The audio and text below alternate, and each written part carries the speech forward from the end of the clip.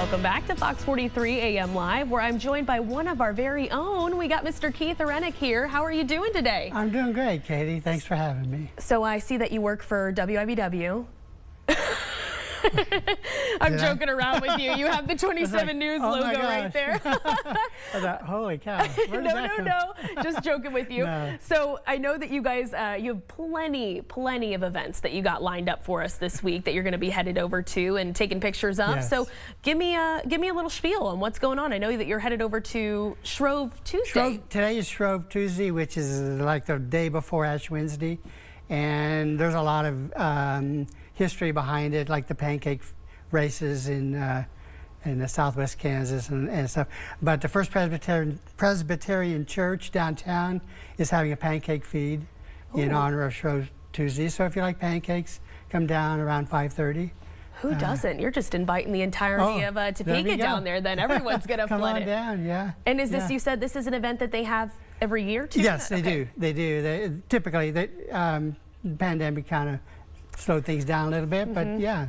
Okay, they usually do. Yes. So talking, looking forward past, I mean, is there anything else today that's going to be going on that you're hitting as well? Or? Today, that's about it for me today. I'm sure there's other events going on, but that's... And you have Wednesday. I know that you got another, we have Topeka Model United. So explain what that's going to be going on Topeka there. Model United Nations is a group of high school and junior high students. They all come together, and it's kind of a model United Nations. And all of the schools or groups are given a global problem to solve. And so they have all day to kind of sit down and figure out how they're going to solve the problem. And then they present in front of, there's usually 800 to 1,000 kids there. Woo! And so they, it's really kind of cool. It is. Topeka 501 schools have, I believe they have three grades there this year. So it's going to be a lot of fun. So these global problems, you're really seeming to teach, or this event is seeming to teach those kids not only teamwork, but also problem-solving skills, and then you have the public speaking aspect in there as well. Do they seem to enjoy it whenever you've gone in the past? They do. Some of the kids really excel at it. Some kids are like... the talkative ones will. Yes. And some kids are like, what did I get myself into here? Yeah. But as a group, they kind of feed off of each other, and it's really fun to watch. Yeah, and I mean, everyone has their own strengths and weaknesses, and when you're in a group, of course, you kind of have to play on those to, make it work in the end. So definitely a big learning experience for those kids. It and is. I bet you adults too, if they participated in it as well. And you have a concert coming up too. Gary Allen is going to be at Prairie Band Thursday night at 7 o'clock.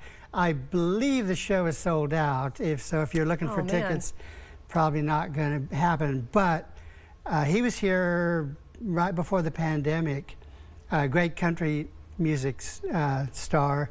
He's coming back to Prairie Band. It's going to be a great show. Yeah, and so you said this was on Thursday, correct? Thursday night. Yes. Thursday night. I was gonna, try and plug tickets, but so sorry if you couldn't get there, if you couldn't get them in time. I think the circus, though, that's coming on Friday, those I think still has tickets. Yeah, they still have tickets. The Shrine Circus is here this weekend. I do not believe they're going to have a matinee. In the past, they've had a matinee Friday morning where they invite several schools to come and watch a few bits and pieces. That's not going to happen this year, but Friday night at the Stillmont Vale Event Center, come down, support the Shriners.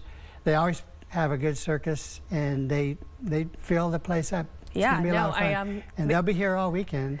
And they will be here on our Fox show, hopefully bringing in some guests too. So hopefully we'll be able to see them before they make their way over here. But lastly, I know you guys have a bridal show going on too as well, right? Yes, the Vale Events is putting on their, guess you could call it their spring, kind of a late winter, early spring bridal show, Vale Events, at the Townside Towers downtown. So, great. if you have a wedding coming up or you got something like that going on, come down. There's going to be vendors, photographers. Are you going to be? Do you do wedding photography as well? I do not. I have. Didn't mean to. But it's not my thing.